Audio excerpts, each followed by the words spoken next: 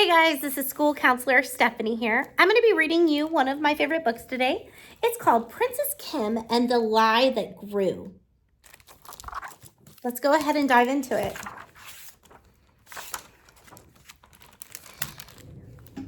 It was K.I.M's first day of school in a new town.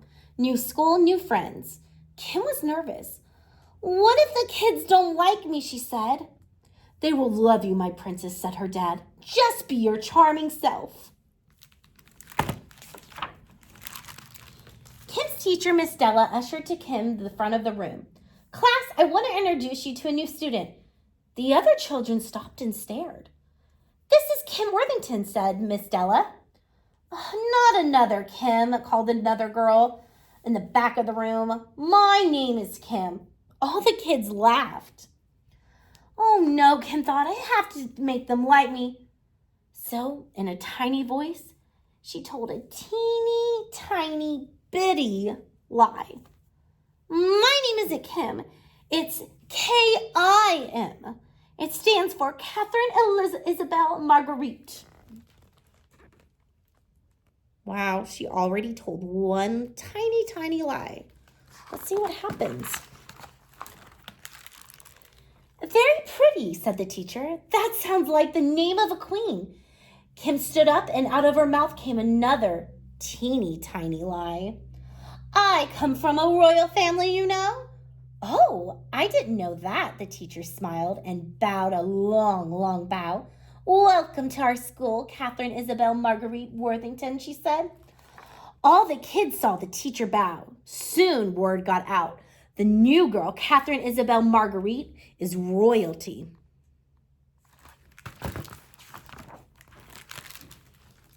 Later that day, kids swarmed around Katherine. They all wanted to be her friend. K.I.M loved the attention. Her teeny tiny got bigger. "I'm a princess. My grandmother is a queen." "Can you believe it? A princess in our school," said Abby. "I don't believe it," said Jason. "Princesses don't live in Greensville."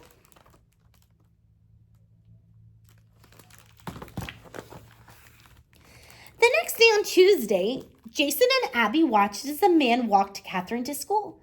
He held an umbrella over her head as he handed her lunch, and they heard him call her princess. "See, I told you. It has to be your butler," said Abby. Jason rolled his eyes. "Oh, are you sure?" All that day and the next, Katherine was treated like royalty. "Watch your step." "I'll carry that." "After you." "I would be happy to give you my lunch."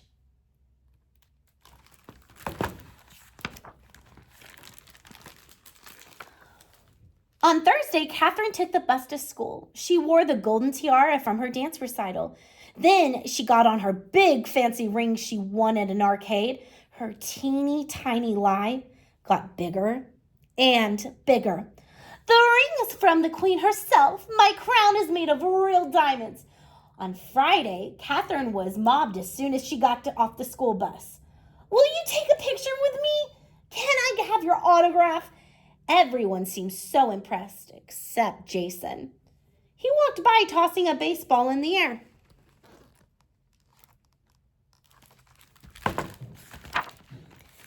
Just then, Abby slipped away Katherine an invitation.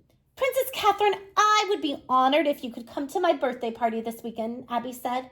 Without thinking, K.I.M replied, "I can't. My grandmother is coming to visit." Abby screamed, "Your grandmother, the queen?" K.I.M gulps. "Oops."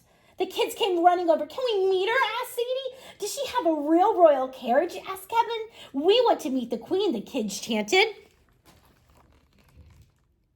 Oh no, so she told a lie. She looks kind of scared because she's got to cover up this lie. I wonder what she's going to say next.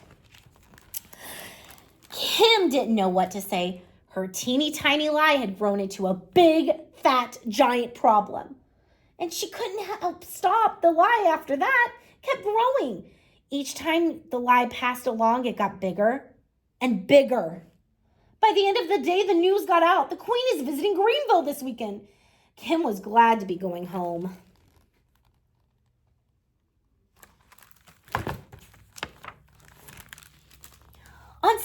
when Grandma Betty came to pick her up, Kim gladly left her crown at home.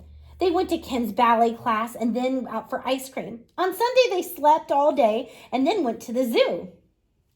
Kim almost forgot about her big, fat, giant problem until that evening. Time for bed, Kim. There's school tomorrow, Grandma Betty called. Good night, my princess. I'm not a princess, said Kim, and she began to cry. What's the matter? Asked Grandma Betty. Kim told her the whole story. Grandma Betty listened, then said, This is quite a problem, but things got all brighter in the morning. Things will get all brighter in the morning. Kim was not sure.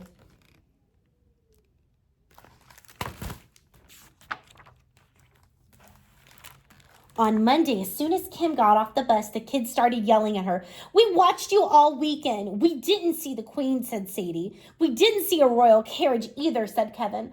All we saw was an old lady in a Buick, said Abby.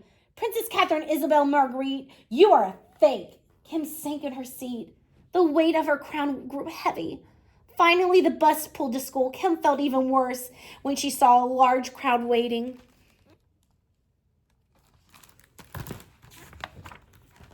Kim slowly got off the bus.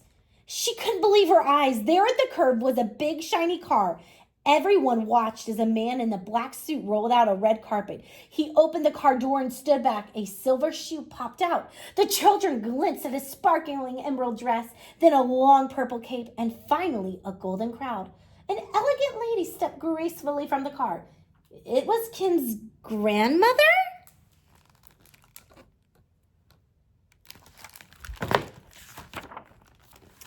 The Queen!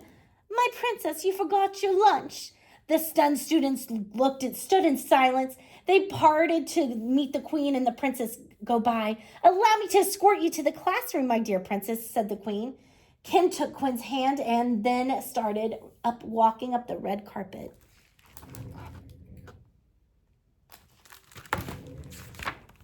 Suddenly, Kim stopped. She shouldn't stand it anymore. Out of her mouth came the big fat truth.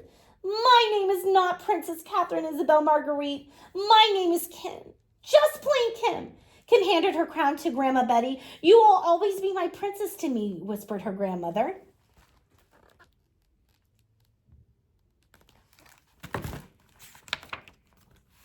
That day, no one paid attention to Kim. No one offered to open doors or to carry her backpack. But Kim was happy without the crown. She was free to be herself. At recess, Kim sat on the grass and read a book. A ball rolled to her feet. She looked up. Jason was standing there. Want to play catch, he asked. Me? Kim was surprised. In case you haven't heard, I'm not a princess or anything. I'm just plain Kim.